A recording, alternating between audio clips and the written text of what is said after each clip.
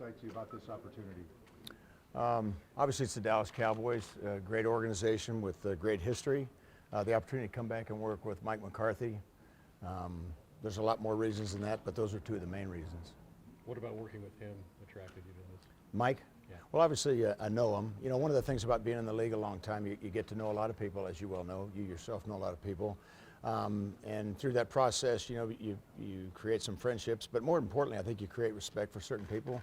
And Mike's one of those people that over the years since he's left me, I continue to watch. Haven't worked for him, naturally. He worked for me that 1 year, but I've just continued. The respect for him has grown and the job he's done. That's what it is.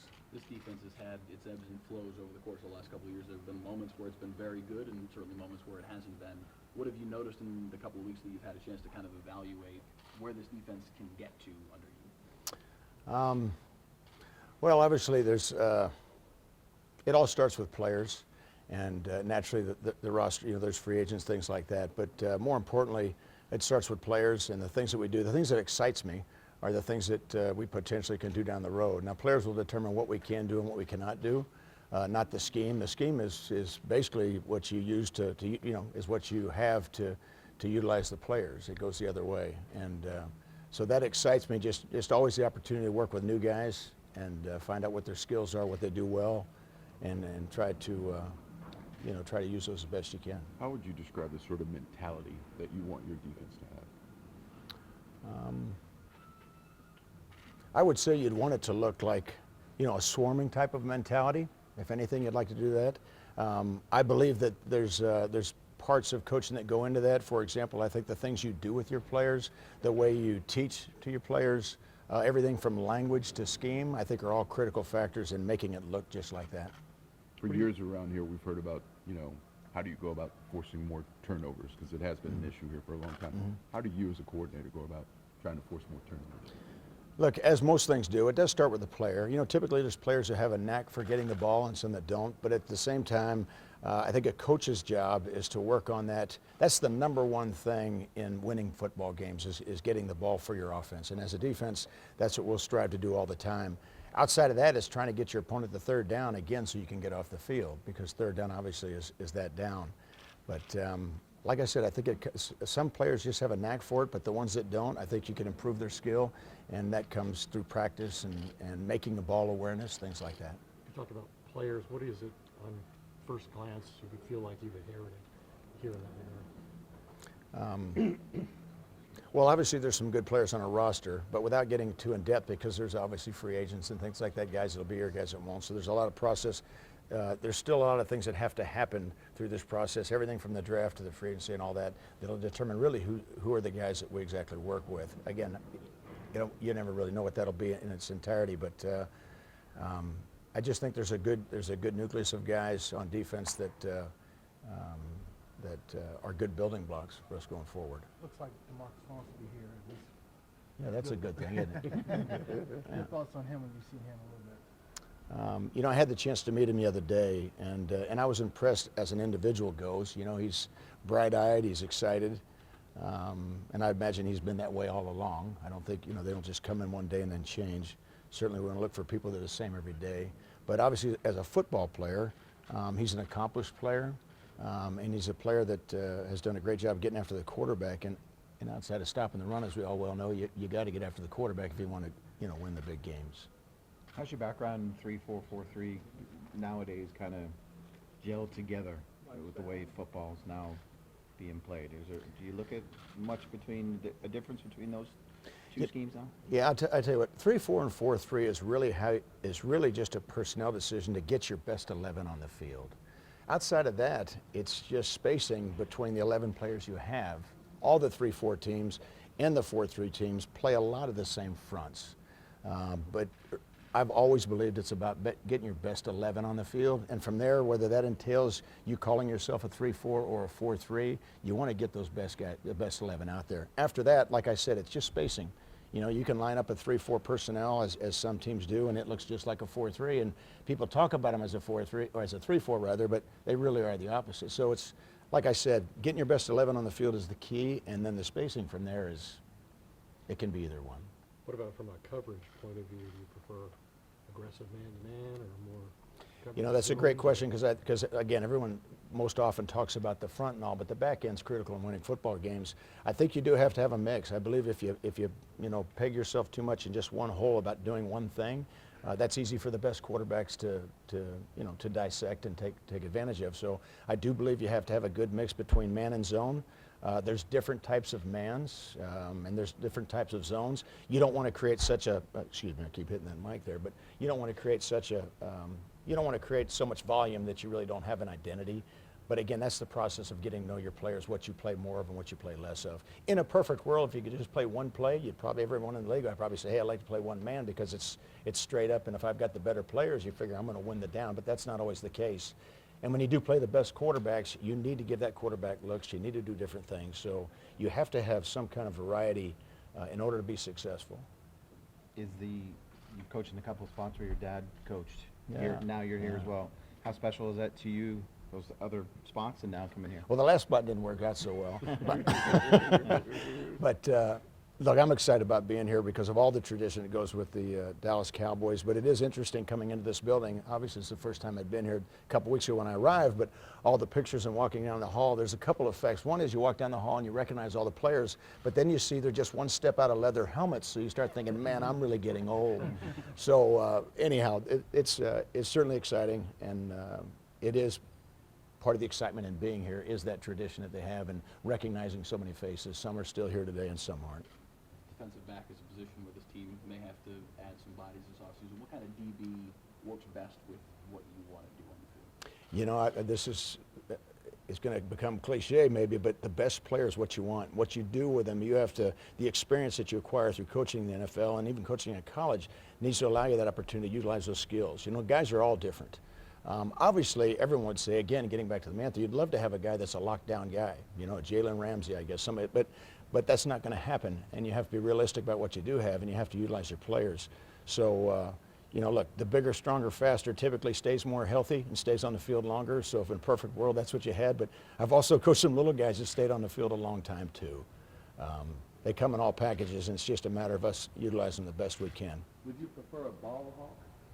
Always. If it has to do with the ball, I would take that first. Yeah, if you were going to describe somebody, that's a great point, because if you're going to describe a defensive back as somebody that stole the ball, you know, that would be your guy.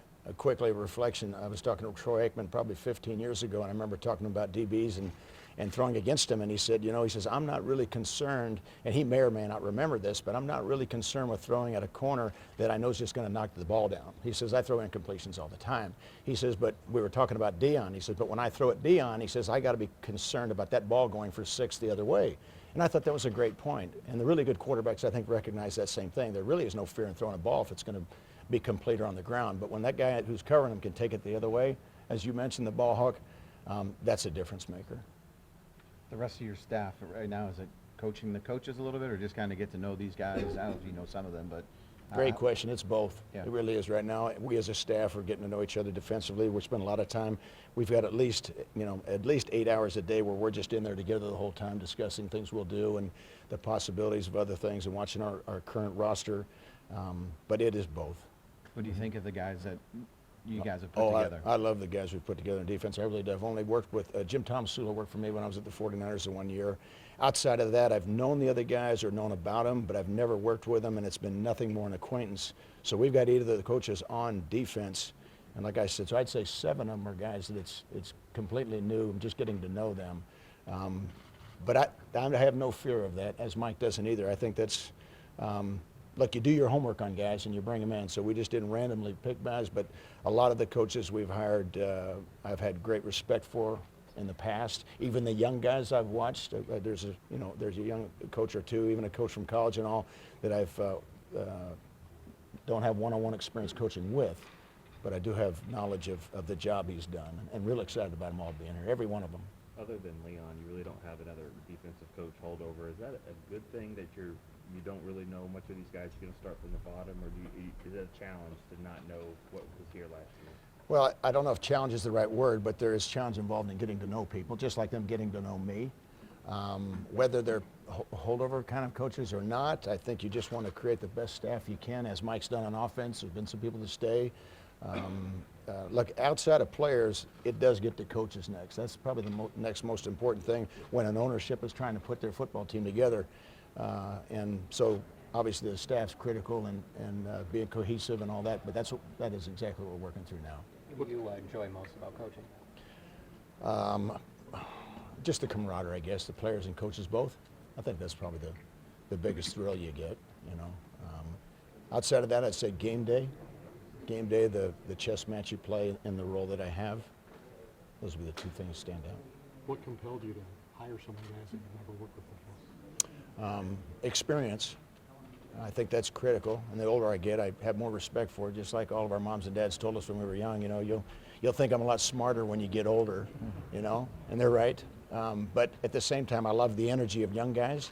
And in particular, young guys that are open to things and don't feel like they got the answers necessarily, because even at my age, that's what I'm looking for. That's what energizes me about the staff. There's a lot of experience and a lot of knowledge, and I'm always growing, always learning as well, and I like to think of myself as being that way, because I think that'll have a lot to do with us going forward, getting better.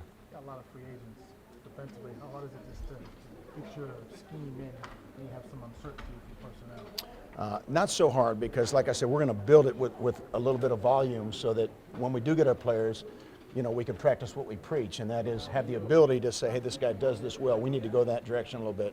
So it's not that hard. It's actually what you look forward to. If we were just sticking on one thing, I think that'd be, you know, boredom can set in. So we'll do that. When you came from coaching linebackers, now you have Jalen and Van Der Esch. What are your thoughts on those two guys? Who knows if Sean will be back as a free agent, but what are your thoughts on Jalen and Leighton? Well, they're both very good players. Because we've played each other so much, the Cowboys and where I was at the Saints, there's been a lot of film that you know, they'll be playing somebody we're playing. And so I've watched them a lot, and I've always, you know, as I've watched them, I've kind of enjoyed watching them. They're two very good players, so I'm excited for the opportunity to work with them. What is it about Jim that guys relate to, defensive linemen relate to, Coach Thompson? Jim, I tell you, I laugh because Jim's just a great guy. I mean, the players typically love to play for Jim. I mean, he's a people person if you've ever met one, and just one of the great people I've ever been around. You know, I had the opportunity to hire him the first year I was at San Francisco. I failed to do so, made a lesser choice, but I think it was a year, maybe two later, I got him back on my staff, and Jim's just a good man. That's a really good teacher, really good coach. And like I said, the first thing I'd say about Jim is he's a people person all the way. And you need to be that if you're not. It's tough to be a good coach. When you were talking about the linebackers before, Todd mentioned Sean Lee. What's the value to you as a new coach here of a guy who's played for the franchise for as long as he has? Well, not just for the franchise. I think that's, you know, obviously he's been an integral part of the defense around here for a long time. But again, it gets back to this experience, and not only just experience, but you know, he's a, what do you want to call him? I mean, he's a warrior, so to speak. He's a guy that puts in all the time and effort and study. He's a great example to young players. There's just a lot of positives in that kind of pro. You know, there's 10-year pros that don't necessarily have the effect on young guys that he does, just from an example standpoint. Do you have memories from the Cowboys back in the day when I you have were a great young memories. kid? I was born in the 50s. All right, so, well, 59, so I'm almost 60. Yeah, I don't want to date too much here. Yeah. But I have great memories. I can remember all the way back going to the training room. I had to be in my, maybe, 5, 6, 7 years old. But I remember Don Meredith had me on his shoulders, and I was walking in, and he had me up there, and he was walking me into the training room, because as Don would do, he was jawing with everybody. So he's got this little kid on his shoulders. And I remember whatever he was saying, I can't remember. But I just remember being up there, and I can remember kind of what he looked like, because in years to follow, obviously, when he went on Monday Night Football, and at that time I was probably in high school and all that, and living out in California with my father, but nonetheless, I just remember him being, that's that guy that put me on his shoulders. So there's people like that. You know, Tom Landry was a close friend of my father's and a close family friend. A lot of people. Jimmy Johnson today is a good friend of mine. Now that's later years, but just through the whole Cowboy history, there's just been a lot of people that I've come in contact with and had, you know, personal relationships with. And that's, like I said, some are still here today and some aren't. I don't mean in the organization, but with us. So it's pretty special in that regard.